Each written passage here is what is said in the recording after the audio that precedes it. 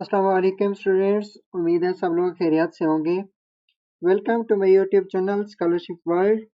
सबसे पहले तो आपसे रिक्वेस्ट है, अगर आप मेरे यूट्यूब चैनल पर न्यू हैं या अगर अभी तक चैनल को सब्सक्राइब नहीं किया तो काइंडली चैनल को ज़रूर सब्सक्राइब कर लें ताकि आने वाली हर न्यू स्कॉलरशिप की अपडेट जो है वो आपको मिलती रहे। स्टूडेंट्स, इससे पहले भी हमने काफ़ी सारी इटली के ऊपर जो है वो वीडियोस बना लिए हैं और अदर स्कॉलरशिप्स के ऊपर भी वीडियोस बना लिए हैं और इटली के ऊपर जो है वो अभी तक बना रहे हैं, क्योंकि इटली में जो है वो लॉट ऑफ स्कॉलरशिप्स जो है वो अभी ओपन है पीएचडी स्टूडेंट्स के लिए। तो स्टूडेंट्स, आज की जो हम वीडियो बनाने जा रहे हैं वह यूनिवर्सिटी ऑफ मेसीना के ऊपर, जो कि इटली की एक लो रैंक यूनिवर्सिटी है, अच्छी यूनिवर्सिटी है। ठीक है, तो इसके ऊपर हम कंप्लीट वीडियो बनाएंगे। इसमें मैं आप लोगों को पहले कॉल जो है वो रीड करके दिखाऊंगा कि इस कॉल में क्या क्या रिक्वायरमेंट्स हैं, कैसे अप्लाई करने हैं, एप्लीकेशन फ़ी है या नहीं है, कौन से डॉक्यूमेंट्स रिक्वायर्ड हैं, कौन कौन से प्रोग्राम्स अवेलेबल हैं। ईच एंड एवरीथिंग जो है मैं आपको पहले डिस्कस करूंगा और उसके बाद आपको पोर्टल के ऊपर अप्लाई करना भी दिखाऊंगा। ठीक है, तो इससे पहले जो है मैं आपको स्कॉलरशिप का थोड़ा ओवरव्यू दे देता हूँ। ये यूनिवर्सिटी ऑफ मेसीना की तरफ से 41 कॉल जो है वो पीएचडी प्रोग्राम्स के लिए जो है वो ओपन हो चुकी है। ठीक है, और ये जो है ना, यूनिवर्सिटी ऑफ मेसीना ये ऑनलाइन एप्लीकेशन जो है वो एक्सेप्ट कर रही है और इसमें जो है वो 16 डिफरेंट प्रोग्राम्स हैं पीएचडी के जो कि स्कॉलरशिप ऑफर कर रहे हैं।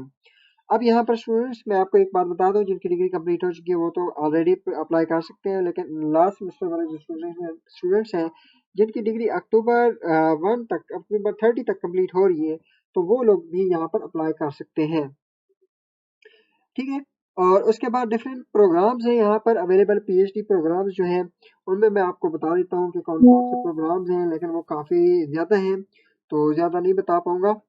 लेकिन यहाँ पर ये बता देता हूँ कि इनमें जो है वो काफ़ी सारे कोर्सेज जो हैं वो आपकी फील्ड के रिलेटेड हैं और इनमें जो है हर प्रोग्राम में डिफरेंट डिफरेंट स्कॉलरशिप्स होती हैं।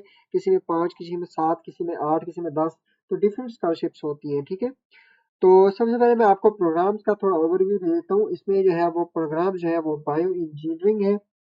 ठीक है, बायो इंजीनियरिंग और अप्लाइड मेडिकल साइंसेज है, applied biology and experimental medicine है, कॉग्निटिव साइंसेज है, लीगल साइंसेज है, इकोनॉमिक्स है, स्टैटिस्टिकल साइंसेज है, कंप्यूटर साइंसेज है, मैथमेटिक्स है, ठीक है, फिजिक्स है, केमिकल साइंसेज है, अर्थ एंड एनवायरमेंटल साइंसेज है, मेडिकल एंड सर्जिकल बायोटेक्नोलॉजी है, clinical and experimental biomedical sciences है, translational molecular medicine and surgery है, न्यूरो साइंस है, साइकोलॉजी है, साइबर सिक्योरिटी है। ठीक है, अब यहाँ पर स्टूडेंट्स इसका जो स्टाइपेंड है वो भी जो है मैं आपको बता देता हूँ। 16,243 यूरो जो है वो पर ईयर के हिसाब से जो है वो हर स्कॉलरशिप का मिल रहा है आपको, और ड्यूरेशन जो है वो 3 ईयर्स का होगा। इसके बाद जो है अब बात आती है एप्लीकेशन फ़ी की और रिक्वायर्ड डॉक्यूमेंट्स की, तो वो बाद में ये डॉक्यूमेंट्स को देखेंगे। तो यहाँ पर मैं एप्लीकेशन फ़ी जो है वो ये बता देता हूँ कि एप्लीकेशन फ़ी इनकी जो है वो 30 यूरो तो है। ठीक है, लेकिन उन स्टूडेंट्स के लिए एग्जेम्पशंस हैं इस यहाँ पर फीस की, जो कि अदर कंट्रीज हैं, जैसा कि particularly poor and developing countries से हैं, तो उसकी लिस्ट भी इन्होंने दी हुई है, उसको भी देखेंगे।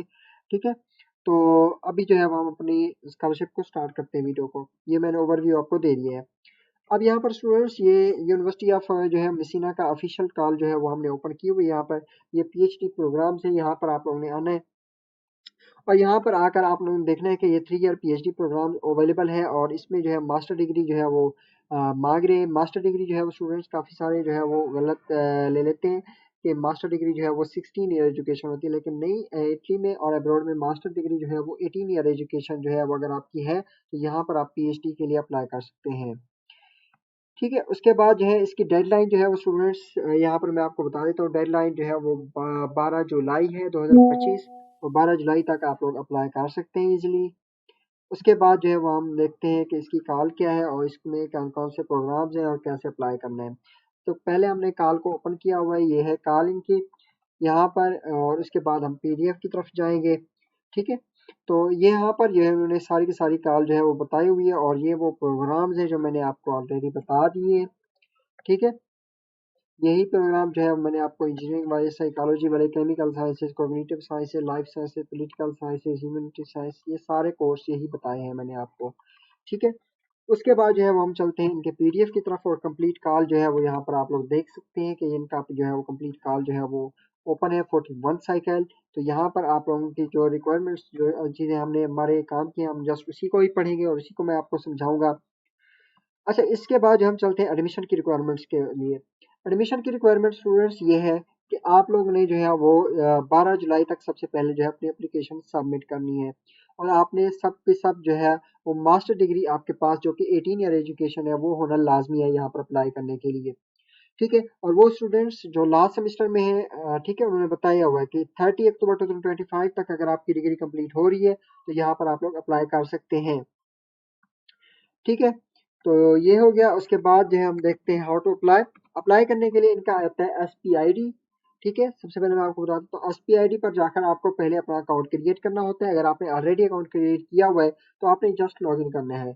जो स्टूडेंट्स न्यू है उन्होंने अभी तक अकाउंट क्रिएट नहीं किया तो वो सबसे पहले जो है वो अपना अकाउंट क्रिएट करेंगे SPID के ऊपर। तो इन्होंने जो है SPID का जो है लिंक ट्रैक दिया हुआ है, इस लिंक पर क्लिक करेंगे तो डायरेक्ट ये जो है आपको ले जाएगा रजिस्ट्रेशन प्रोसेस की तरफ।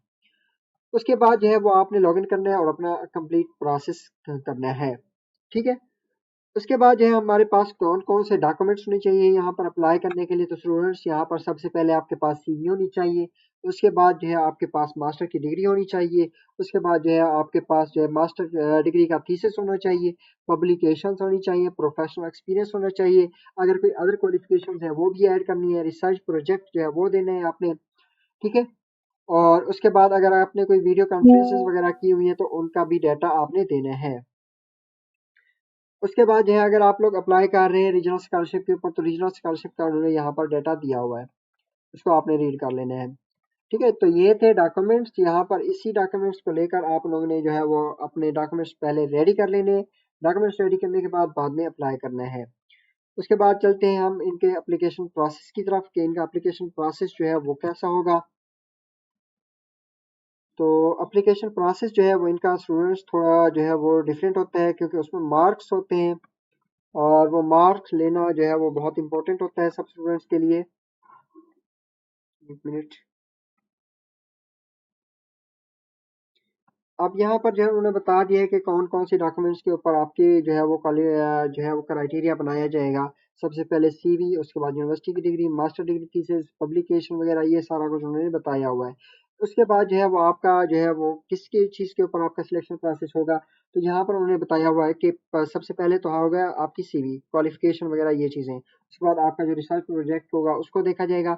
और उसके बाद ठीक है, अब जो है क्वालिफिकेशन में कितने मार्क्स होंगे, 16 मार्क्स। उसके बाद प्रोजेक्ट में कितने मार्क्स हैं, 16 मार्क्स हैं।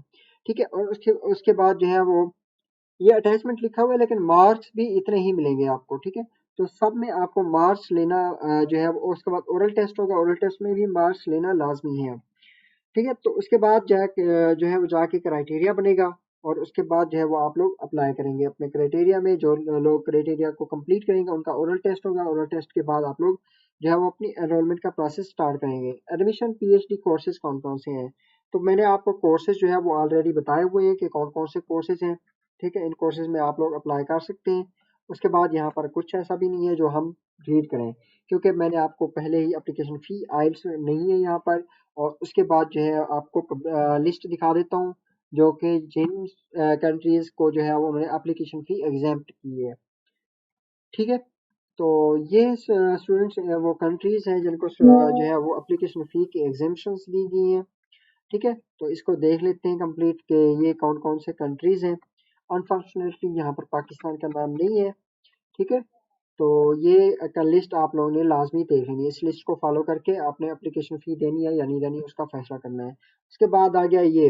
अब यहाँ पर आप लोगों ने स्टूडेंट्स रजिस्ट्रेशन करनी है। अब यहाँ पर ये लिखा हुआ है रजिस्टर विद SPID। तो SPID के ऊपर आपने रजिस्टर करना है। रजिस्टर करने के बाद आपने लॉगिन करना है। ठीक है, लॉगिन करने के लिए आपने यहाँ पर 3 डॉट के ऊपर आना है और यहाँ पर लॉगिन के ऊपर क्लिक कर देना है। ठीक है, अब लॉगिन जो है वो SPID के थ्रू भी होगा, और दूसरा जो होता है ना इनका, ये देखें, ये यूनिवर्सिटी के ऊपर भी होता है और SPID के ऊपर भी होता है। अगर आपने ऑलरेडी SPID बना रखी है तो आपको जो है वो डायरेक्ट लॉगिन विद SPID के ऊपर क्लिक करना है। ठीक है, तो ये देखें यहाँ पर मैंने जैसे ही लॉगिन विद SPID किया तो यहाँ पर ये प्रोसेस इनका आ गया।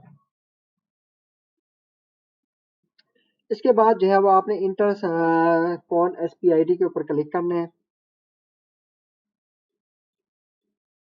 ठीक है, तो इसको आपने छोड़ देना है। वैसे वैसे जैसे जैसे आप लोग इसका अकाउंट क्रिएट कर लेंगे, रजिस्टर कर लेंगे ना, तो आपको अब यहाँ पर जैसे ही आपको लॉगिन का ऑप्शन शो होगा तो आपने लॉगिन करके सिंपल जैसे मैंने पिछली पीएचडी की इटली की यूनिवर्सिटीज की स्कॉलरशिप के ऊपर जो एप्लीकेशन प्रोसेस करके दिखाया है सेम एज लाइक इसके ऊपर जो है वही प्रोसेस है कि आपने सबसे पहले अपना पर्सनल डाटा देना है, उसके बाद अपना जो है प्रोग्राम चूज करना है, उसके बाद अपनी क्वालिफिकेशन देनी है, उसके बाद अपनी डिक्लेरेशन करनी है, अटैचमेंट्स करनी है, अपने डॉक्यूमेंट्स अपलोड करने हैं और उसके बाद जो है वो आपने अपनी एप्लीकेशन को सबमिट कर देना है। तो ये था सारा का सारा प्रोसेस। फिर भी अगर किसी स्टूडेंट को कोई इशू होता है तो लाजमी पूछें और पूछ के ही अप्लाई करें। आप लोग फेसबुक के कमेंट्स में भी पूछ सकते हैं, यूट्यूब के कमेंट्स में भी पूछ सकते हैं और मेरे व्हाट्सएप के ऊपर भी पूछ सकते हैं। तो मिलते हैं नेक्स्ट वीडियो में।